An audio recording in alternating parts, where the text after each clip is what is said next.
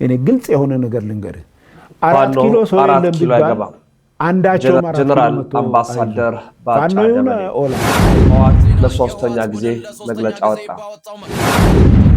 አዲስ አበባ የኢትዮጵያ ዋና ከተማ እንድትሆን ሐሳብ አቅርበናል አሉ። በምክክር ኮሚሽኑ ላይ የሚነሳውን ሐሳብ ከካናዳ ከፍተኞቹ ተቃርነዋል። ህሊና እስረኞች የተወደዳችሁ ቤተሰቦቻችን ውድ ኦርቶዶክሳውያን እንዴት አላችሁ? እንዴት ቆያችሁ? እንዴት ሰነበታችሁ? የመረጃ ጉልበት እንዲኖረው እንፈልጋለን። ጠንከር ያሉ ሐሳቦችን ነው ዛሬ የምናነሳው። ስለዚህ ሁላችሁም ላይክ በማድረግ ጀምሩልን። በምታዩት ልክ ላይክ አድርጉ፣ ሼር አድርጉ። በሰፊ ስክሪን መረጃ ማስረጃ አስደግፈን እያቀረብን ስለሆነ ስለዚህ ሁላችሁም ይሄን መረጃ ላይክ በማድረግ እንድትጀምሩልኝ እሻለሁ። በቅድሚያ አንዲት በእስልምና ያለች ወሃቢዝምን እምነት የምታራምድ ሴት ኦርቶዶክስ ቤተክርስቲያንን ለመናገር የተነሳችበትን ርቀት ላሳያችሁ። በነገራችን ላይ በኢትዮጵያ ታሪክ በኦርቶዶክስ ታሪክ ከትግሬና ከአማራ ውጭ ኦርቶዶክስ አልበድለችኝም የሚል የለም። እኛ ወላሙ ስድብ እንደሆነ ነው የምናውቀው። ብሔር መሆኑን አሁን በቅርብ ነው በኢህአዴግ ጊዜ ያወቅነው። ጋላ ብሔር መሆኑን አናውቅም ነበር። ስድብ መሆኑን ነበር የምናውቀው። ብሔር መሆኑን በኢህአዴግ ጊዜ ነው ያየነው። ወይጦ ራሱን የቻለ ነገድ ራሱን የቻለ ብሔር ነው። ነገር ግን ስድብ መሆኑን ነው በነገራችን ላይ ማለት ነው። አሁን የጠራሻቸውን እንትኖች ስድብ ነው። ጋላ ብለህ ተሳድብሻል፣ ወላሙ ብለህ ተሳድብሻል። ይሄ ደግሞ በኢትዮጵያ ያስቀጣል፣ ወንጀል ነው። ሰውን እንደዚህ መሳደብ አይቻልም። አንድ ብሔረሰብ አንቋሽሻል። ስለዚህ መንግስት እንደዚህ አይነቱን ውርጋጥ እንዲዘል እንጠይቃለን። ከዛ ባለፈ ኢትዮጵያ ኦርቶዶክስ ተዋሕዶ ቤተክርስቲያን ሀገር ሆና ሀገርን መስረታ ለዚህ ደረጃ ያደረሰች እንጂ ምንም አላደረገችም። ፊደልን ቀርጻ ትምህርት እንኳን እንድትማሪ ያደረገች። አሁን የምታወሪበት ቋንቋ የኢትዮጵያ ኦርቶዶክስ ተዋሕዶ ቤተክርስቲያን ነች ቀርጻ የሰጠችሽ። ከዛም በፊት ምንም የምታውቂው ነገር የለም፣ ምንም አልነበረም። ትምህርት ሚኒስቴር ባልነበረበት ጊዜ ትምህርት ሚኒስቴር ሆና ሀገር ስታስተዳድር የነበረች ኢትዮጵያ ኦርቶዶክስ ተዋሕዶ ቤተክርስቲያን ናት። የእናንተ እምነት እንኳን ወደ ሀገር ውስጥ ሲገባ ወደ እኛ ሀገር ሲገባ ተቀብለ በስነ ስርዓት የተቀበለች የኢትዮጵያ ኦርቶዶክስ ተዋሕዶ ቤተክርስቲያን ናት። አሁን ታሪክ ለማዛባት በዛ እንደምትሯሯጡ እናውቃለን። እናንተ የአመድን ጀመል ቡችሎች ማለት ነው። ስነ ስርዓት የላችሁም እንዴ? አንድ ማህበረሰብ እንደዚህ መሳደብ እንዴት ነው ይቻላል እንዴ? ምን አይነት ውርጋጦች ናችሁ እናንተ? መንግስት እንድጠይቅልን እንፈልጋለን። እንደዚህ አይነቱ ውርጋጦች ማለት ነው። አማርኛው ራሱ ደስ አይልም ማለት ለመናገር ማለት በቃ ሀገር ያገኘ መናገር የቻለ ሚዲያ ያገኘ መድረክ ያገኘ ሰው ሁሉ አፉን የሚከፍትባት በዚህ ቤተክርስቲያን በጣም ነው የሚያዝነው። በጣም ነው ልብ የሚሰብረው፣ ቅስም የሚሰብረው። በሌላ መረጃ ጦርነቱ ግሎ ተጋግሏል። አሁን መግለጫዎች የወጡ ነው። ቤተክርስቲያን ኦርቶዶክስ ተዋሕዶ ቤተክርስቲያናችን ዋጋ ልትከፍል ተዘጋጅታለች። አሁን በድጋሚ ምክንያቱም ሰሜኑ ላይ ጦርነቱ ሰሜኑ አብዛኛው ክርስቲያን ነው። የሚዋጋውም ተዋጊውም ክርስቲያን ነው። አብዛኛው አማኝ ማህበረሰብ ነው እዛ አካባቢ ያለው። ድጋሚ ጦርነት ሊቀሰቀስ ነው መግለጫዎች ሁሉ ሲሰጡ ነበር። ሰበር ዜና የህወሓት ቡድን ለሶስተኛ ጊዜ ባወጣው መግለጫ በጀነራል ሐምዳን ዳግሎ የሚመራውን ኃይል ወንጅሏል። ህወሓት በዛሬ መግለጫው የሱዳን ፈጥኖ ደራሽ ወግቶኛል ያለ ሲሆን በፌዴራልና በታጣቂ ኃይሎች በኩል በምዕራብ ትግራይ አቅጣጫ የተከፈተው ድንገተኛ ጥቃት በሰራዊቱ ሙሉ በሙሉ መመከቱንና የጠላት እቅድ ሳይሳካ ቀርቷል ብሏል። በተካሄደው ግጭት የቆሰሉ የጠላት ታጣቂዎች በአየርና በየብስ ወደ ተለያዩ የሀገሪቱ ክፍሎች እየተወሰዱ እንደሚገኙም ጠቁሟል። መግለጫ ሰጥቷል። ጦርነቶች ሊባባሱ ነው። ጀነራል አምባሳደር ባጫ ደበሌ ደግሞ ከቢቢሲ አማርኛ ጋር በነበራቸው ኢንተርቪው እንዲህ አሉ። እኔ ግልጽ የሆነ ነገር ልንገርህ 4 ኪሎ ሰው የለም ቢባል አንዳቸውም 4 ኪሎ መጥቶ አይዙ ፋኖ ይሁን ኦላ አይመጡም። በጭራሽ ምንሆናል? አይመጡም። ካፓሲቲም የላቸውም። መጥቶም የሚያደርጉት ነገር የለም። ምን ያደርጋል? እስኪ ማን ነው የሚመጣው? ዘመነ ካሴ ነው የሚመጣው? ማን ነው መጥቶ 4 ኪሎ ገብቶ 4 ኪሎ ክፍት ነው ብትላቸው አይመጡም። ስለዚህ ይሄ ይቅር በቃ። ገንዘብ ከፈለጉ ከመንግስት ጋር ተደራድረው ይስጣቸው መንግስት፣ ገንዘብ ከሆነ የሚፈልጉት። አለበለዚያ የህዝብ ጥያቄ መመለስ ከሆነ ይሄው ህዝቡ ተውኝ አለ እኮ በምርጫው። ይተውት፣ ሰላም እናምጣ። ሰላም ካልመጣ አሁን መጨረሻው መጨራረስ ካልሆነ በስተቀር ውጤቱ አሸናፊ ተሸናፊ የሚባል ነገር የለውም። በኬንያ የኢትዮጵያ አምባሳደር ናቸው ጀነራል አምባሳደር ባጫ ደበሌ ሀሳባቸውን ተናግረዋል ማለት ነው። በምክክር ኮሚሽን ላይ የሚነሱ ብዙ ሀሳቦች እንዳሉ ይታወቃል። የአዲስ አበባ ጉዳይ ተነስቷል። በዚህም አዲስ አበባ የኢትዮጵያ ናት ሲል አንድ በዚህ ላይ የተገኘው ሰው ይናገራል። አቋም አዲስ አበባ የኢትዮጵያ ዋና ከተማ ነች የሚል አቋም ነው። እኛ ሌላ አራዝመንም ማሳንሰንም ማሳጠረንም አንመለከትም። የአፍሪካ ነች የዩሮፕ ነች ምናምን አንልም። አዲስ አበባ የኢትዮጵያ ዋና ከተማ ነች ፔሬድ። ሁለተኛው የምናምንበትና በመመሪያ የተቀበልነው አዲስ አበባ በረራ አይደለችም። አዲስ አበባ ፍንፍኔ አይደለችም። እንደውም እየቆየን ስንሄድ እነዚህን ስሞች በአባሎቻችን ባን እናደርጋቸዋለን፣ እንዳይጠሩ እናደርጋቸዋለን።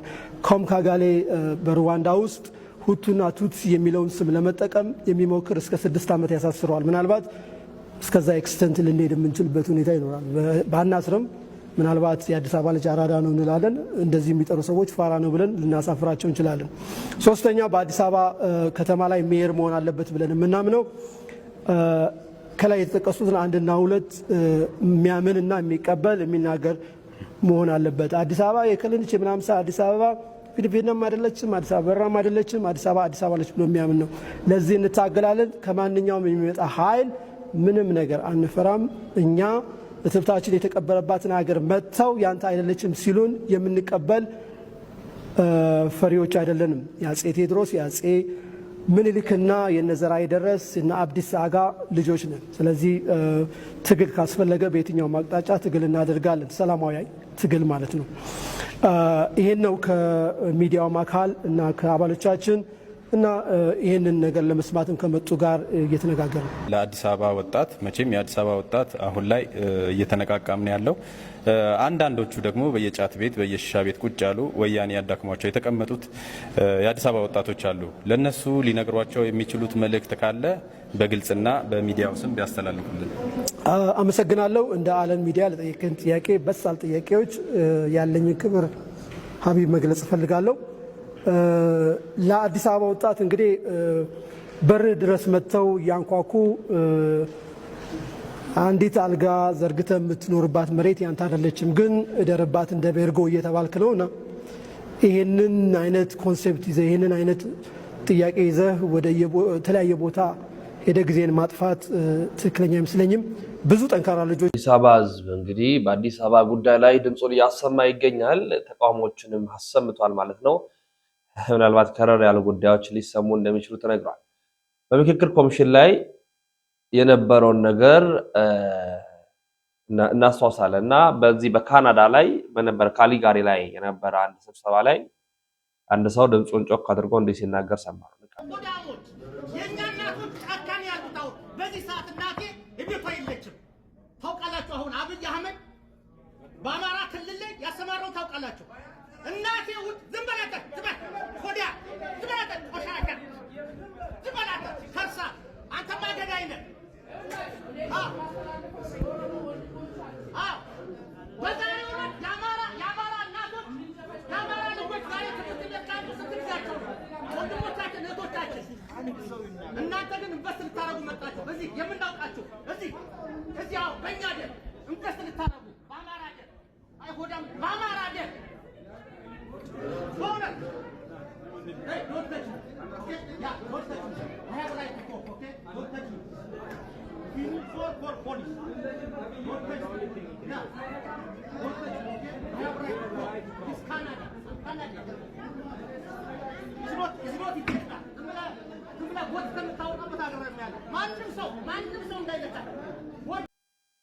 እዚህ ካናዳ ነው፣ ከሀገር ውጭ ነው።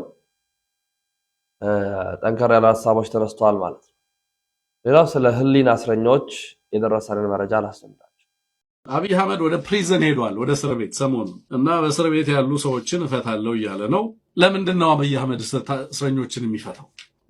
መፈታት አለባቸው። በግፍ ነው የታሰሩት፣ በማንነታቸው ነው የታሰሩት። ወንጀል ሰርተው ነው? ኖ ምንም አድርገው አይደለም። የህዝብ እንደራሴዎች፣ የምክር ቤት አባሎች፣ ጋዜጠኞች፣ ፖለቲከኞች፣ ልሂቃን፣ ሐኪሞች፣ ነጋዴዎች ናቸው።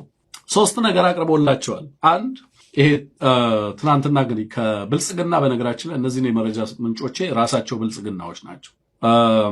ሰው ያቀረበላቸው ነገር አስቂኝ ነው። ይቅርታ ጠይቁ፣ የአማራ ክልል ላይ ለተፈጠረው ችግር ኃላፊነት ውሰዱ፣ እና ሁሉንም እስረኛ አልፈታም፣ የተወሰናችሁትን ነው የምፈታው። በተለያየ መንገድ በዚህ ላይ ሲሳተፉ በዛ ላይ ሲሳተፉ የነበሩትን አልፈታም። ሌላው ያው እንግዲህ አማራ ብቻ ደግሞ ከተፈታ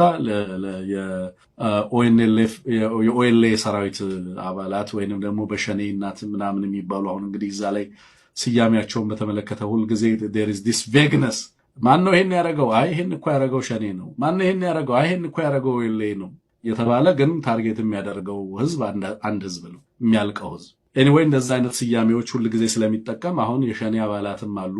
እነሱን በተመለከተስ እንዴት ነው የምንፈታው? ሌላው አማራውንስ እንዴት ነው የምንፈታው የሚለውን ብርሃኑ አዴሎ የተባለ አንድ መቼም ምንም አልልም እና ጊዜው ደርሶ ለፍርድ ከሚቀርቡ ሰዎች ውስጥ በፍትህ ተቋማት በሰብአዊ መብት ተቋማት ስም በህዝብ ላይ የሚደርስን ግፍና በደል መከራና ስቃይ ሮማንቲሳይዝ የሚያደርጉ አሳንዘው የሚያቀርቡ ለአገዛዝ ምርኩዝ ሆነው የኢንስትሩመንትስ ኦፍ ቫዮለንስ ሆነው ንጹሐንን መጠበቅ ያለባቸው የሰብአዊ መብት ተቋማት የነበሩ በሰብአዊነት ላይ ለሚፈጸም ጥቃት ኢንስትሩመንት ሆነው ሲያገለግሉ የምንመለከትበት ዘመን ላይ ነው ያለነው። እሱ አግኝቷቸው ነበር። ሌሎችም እንደዚሁ የህግ ባለሙያዎች ያለውን የህግ ክፍተት በተመለከተ ምናምን ያው እስኪ ጥናት አድርጉ እያለ እንዳለ ብልጽግና እየሰማን ያለ ነው እና ለምን ይፈታል? ብልጽግና እስረኛ የሚፈታው ለኢትዮጵያ ብዬ ነው ብሏል አብይ አህመድ በቀደም። ኢትዮጵያ እንድታሸንፍ ብዬ ነው እንጂ ለሌላ ለማንም ብዬ አይደለም። ያሰራቸው ለኢትዮጵያ ብሎ ነው። ምናልባት ሊፈቱ እንደሚችሉ ነው የወጡ ያሉ መረጃዎች የሚያመላክቱት። ወደ ቀጣይ መረጃችን ስናመራ ብፁዕ ወቅዱስ አቡነ ተክለ ሃይማኖት የኢትዮጵያ ኦርቶዶክስ ተዋሕዶ ቤተክርስቲያን ሶስተኛው ፓትርያርክ እንዴት ወደ ፕትርክና እንደመጡ ብፁዕ አባታችን አቡነ በርናባስ እንዲህ ይላል።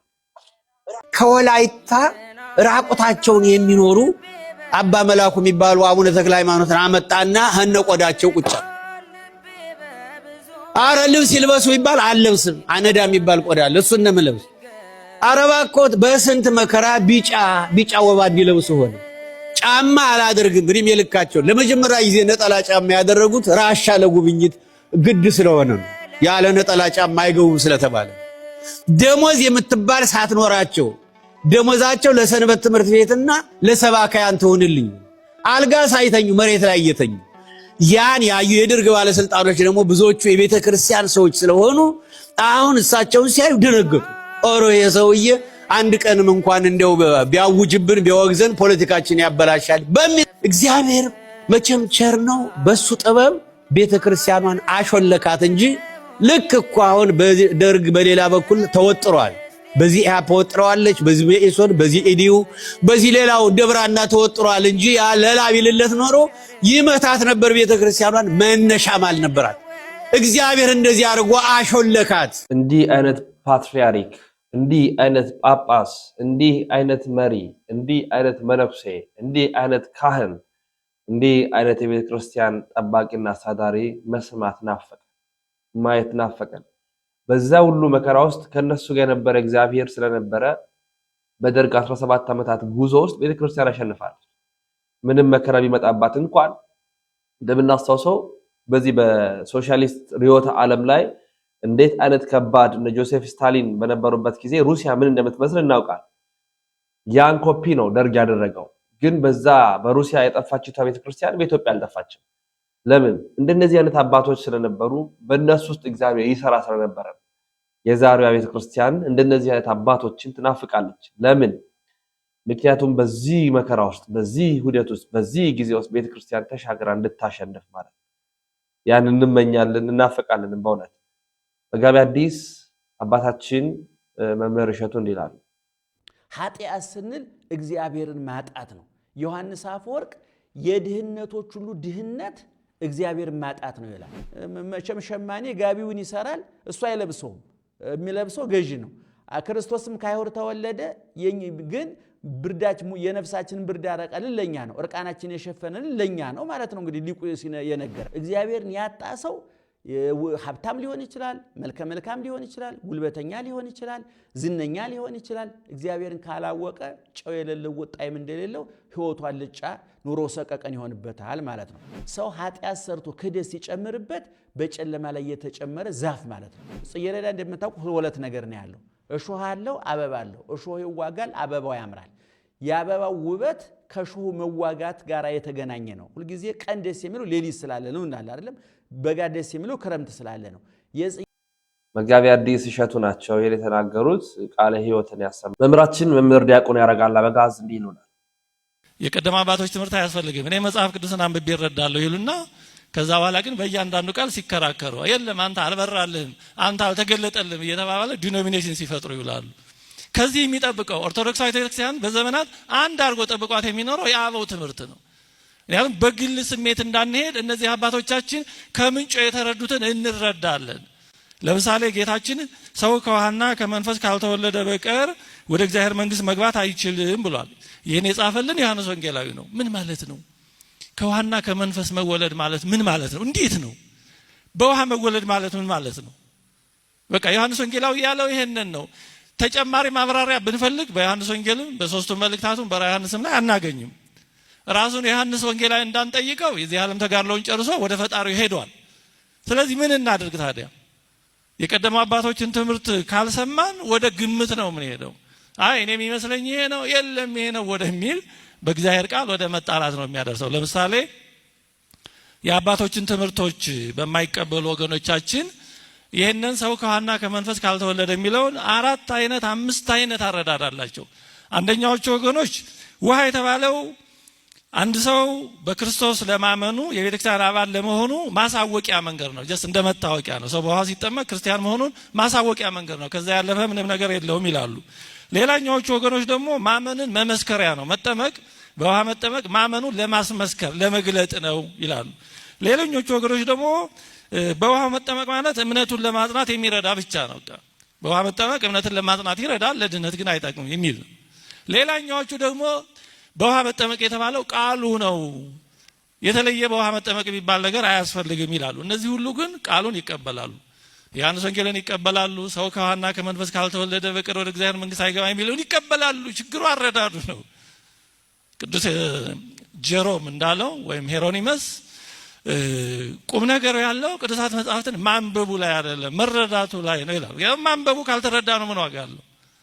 የተጻፈው ሐሳቡ የሆነ ነገር እንዲያስተላልፍ ነው፣ የድነትን ሐሳብ እንዲያስተላልፍ ነው።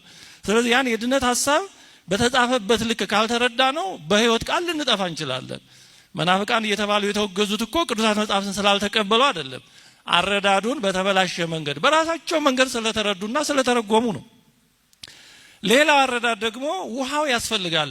በቁሙ በውሃው ስንጠመቅ በዛ አማካኝነት ልደትን ስርየተ ኃጢአትን እናገኛለን የሚል አረዳድ ነው።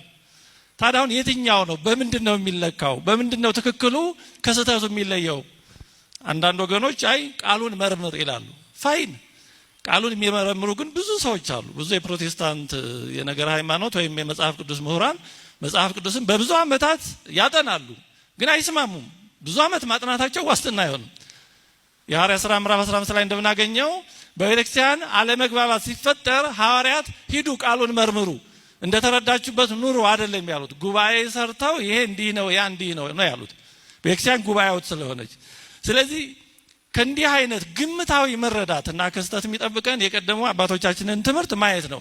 ታዲያ የቀደሙ አባቶቻችን ምን ብለው ተረዱት? ይሄን ሰው ከውሃና ከመንፈስ ካልተወለደ የሚለውን ምን ብለው ተረዱት? ዮሐንስ ወንጌላዊን አናገኘውም። አዎ ሌላም ነገር ጽፎ አናገኘውም። ግን እሱን ባናገኘውም ከሱ ቀጥሎ ደቀ መዝሙሩ የነበረው ፖሊካርፐስ ያስተማረው ሄሬኔዎስ ስለዚህ እንዲህ ብሎ ጽፎ እናገኛለን። ምን ብሎ ጻፈ ቅዱስ ሄሬኔዎስ? ከመምህሩ ከቅዱስ ፖሊካርፐስ ደግሞ ከቅዱስ ዮሐንስ ያገኘውን እንዲህ ብሏል። በአንድ አሁን ትንሽ ቅሬቱ ባለ በአንድ ድርሰቱ ላይ ይህን በተመለከተ እንዲህ ይላል። እኛ በኃጢአት ምክንያት አካላችን የተቆማመጠብን እንደመሆናችን የእግዚአብሔርን ስም በመጥራትና በተቀደሰ ውሃ በመጠመቅ ከክፉ በደሎቻችን ሁሉ እንነጻለን። አዲስ እንደተወለዱ ሕፃናትን በመንፈሳዊ ልደት ዳግመኛ እንወለዳለን። ራሱ ጌታችን እንዲህ ብሎ እንዳስተማረ እውነት እውነት እልሃለሁ ሰው ከውሃና ከመንፈስ ካልተወለደ በቀር ወደ እግዚአብሔር መንግስት ሊገባ አይችልም ብሎ እንደተናገረ ብሎ ይተረጉመዋል። ስለዚህ ተግባራዊ ትርጉሙ ይሄ ነው ማለት ነው። በውሃ በመጠመቅ ስርየተ ኃጢአትን፣ ልጅነትን፣ ይሄን ሁሉ የዘላለም ሕይወትን እናገኛለን። ይሄ ነው በዮሐንስ ወንጌል የተጻፈው ተግባራዊ ትርጉሙ ይሄ ነው። ይሄን ከየት እናገኘዋለን? ከቤተክርስቲያን አባቶች ከቀደሙ አባቶቻችን ትምህርት ነው።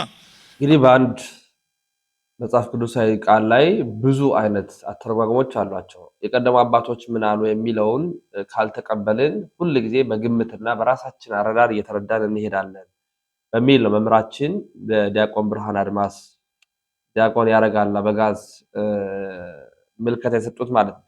የመጨረሻችንን ቪዲዮ የምናደርገው ሚስጥረ ሥላሴ ታምራት በዚህ ሂደት ዝም የሚያስብሉት ትግል የለም ስትል የተናገረችውን ሀሳቦች ማስደመጥ ይሆናል። ላይክ ሼር ማድረግ እንዳይረሳ። እየተሳቀቀን ነው እንግዲህ ምን እናድርግ? ወደ አንቺ ስንደውል የሚመጣውን ነገር እየፈራን ይቅር ስንል እኛ ካልተናገር ማን ይናገር ስላልሽ እንደው ያው እድሉን አመቻቸው እንጂ እኔ በእውነት በስጋት ውስጥ ሆኜ ነው ሚስጥር ወደ አንቺ የደወልኩት። ያው አይ ይገባኛል ከምን አንጻር እንደሆነ፣ ግን ቅድም እንዳልኩ ነው እኛ ማንናገር ከሆነ ደግሞ ይህንን ማንም ሊናገር አይችልም እና ቀዳሚ ኃላፊነት አለብንም።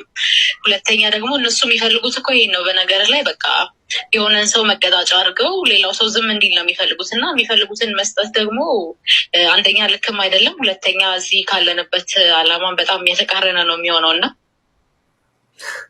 ገላገልሽን እንደዛ ካልሽን የምከራለሁ። ያው እንግዲህ የነጻነት አየር እስክትወጣ ድረስ የሚከፈለውን መስዋዕትነት ለመክፈል ቆርጣችሁ ስለገባችሁበት እያንዳንዷን መድረክ ቀዳዳ መጠቀም ነው ለህዝብ ድምፅ መሆን። እንደው በአቶ አበበ አካሉ በይስሐቅ ላይ ባበራ ንጉስ ጉዳይ ያገኛችሁት መረጃ አለ? ፍርድ ቤት አልቀረቡም፣ ክስ አልተመሰረተም፣ ከጠበቃ ከቤተሰብ ጋር አልተገናኙም? አዎ እንግዲህ እኛም ጠበቆችን አናግረናል። አሁንም ከጥቂት ደቂቃዎች በፊት ከነሱ ጋርም ተነጋግሬያለሁ እኔ ክስ ምንም እንትን እንዳላለ እና አሁን ዛሬ ያቀርቧቸዋል ብሎ ኤክስፔክት አድርገው የነበረ ቢሆንም እንዳልቀረቡ ምናልባት እንግዲህ ነገ እንደው መልካም ፈቃዳቸው ከሆነ ነው የሚባለው መቼ በሚያሳዝን ሁኔታ እንደሚያቀርቧቸው ኤክስፔክት እናደርጋለን። ግን እስካሁን ድረስ ምንም ወደ ፍርድ ቤትም የቀረቡት ነገር የለም፣ የተገናኘ ነውም ነገር የለም ፎር ዛት ማተር ከነሱ ጋር። ምክንያቱም የይስሐቅን ጉዳይ ስንጠይቅ አለ የተባለበት ቦታ የለም የሚል መልስ ነበር ለአመራራችን የሰጡት። ነገር ግን ከዛ በኋላ ባደረግነው ማጣራት እዛ እንዳለ ለማወቅ ችለናል። ሶስቱም አንድ ቦታ እንደሆኑ እና የጠበቃ በራ ንጉስ ትናንትና ከታሰረ በኋላ ዛሬ ጠዋት ቤቱን ለመፈተሽ እንደወሰዱት መረጃ አግኝተናል ከቤተሰቡ። ግን የታሰሩበት የተከሰሱበት ምንም አይነት ምንድነው አመክንዮ የሚለው ምንድነው ምክንያታችሁ የሚለውን ነገር እስካሁን ድረስ ምንም የሰማነው ነገር የለም። ያው የምንገምታቸው ነገሮች ቢኖሩ መልካም። በቅርቡ በመንግስት በኩል እየተወሰዱ ያሉ እርምጃዎች አሉ። ሀሳብን ከመግለጽ ነፃነት ጋር በተያያዘ እንግዲህ በተገኘው ሚዲያ ላይ ሀሳባቸውን ከሚገልጹት ዋና ዋናዎቹ ሶስቱ ታፍነው ማጎሪያ ገብተዋል። ለህዝብ የሚናገርለት የለም። አቶ አበበ የዘይሴ ማህበረሰቡ ላይ የደረሰውን አጠቃላይ መብት ጥሰት ሲገልጽ ብዙዎቹ ይገረሙ ነበር። አቶ አበበ በብሔር ወይም የዘር ግንድ ከተሳበ ከዘይሴ የሚወለድ አይደለም፣ ግን ለወገኖቹ ያለውን ፍቅር ማሳያ መሆኑን ራሱ አንዱ በቂ ማረጋገጫ ነው። እንደው ይሄ አርት ቲቪ ላይ አሃዱ ቲቪ ላይም የኢትዮጵያ የመገናኛ ባለስልጣን የሰጠው መግለጫም አለ።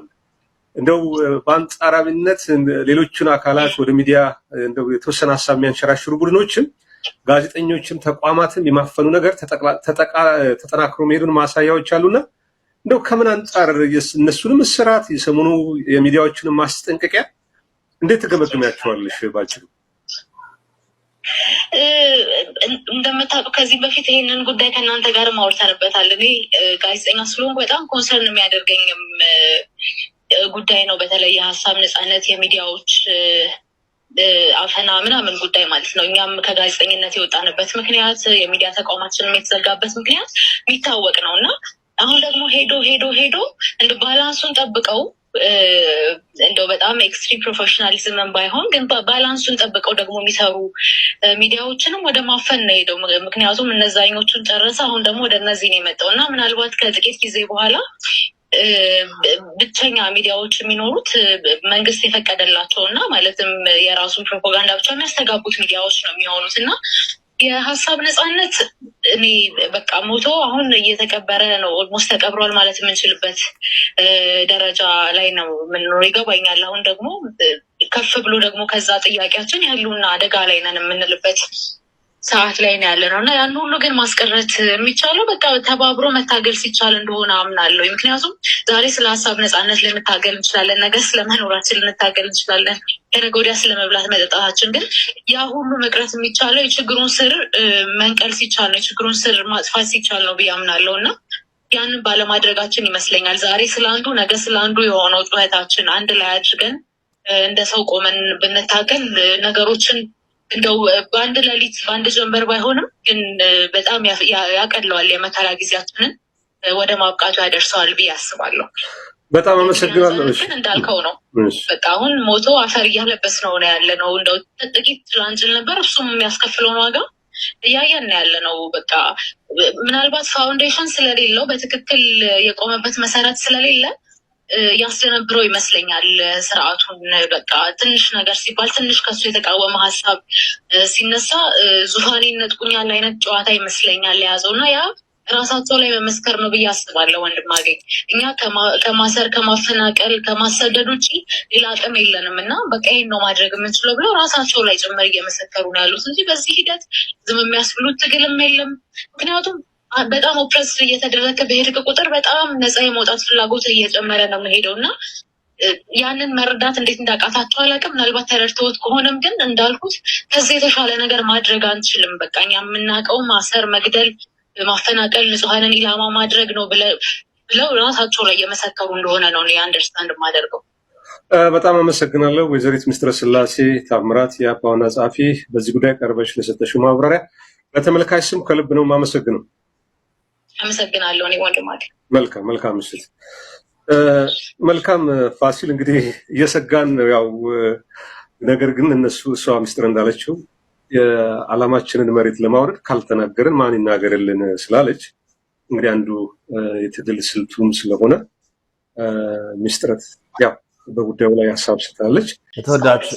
የተወዳጅ ቤተሰቦቻችን የዛሬ መረጃዎቻችን ይህን ይመስላሉ። በሌሎች መረጃዎች እንመለሳለን። ስንባበት በሰናይ ቆይታ ይሁንላችሁ።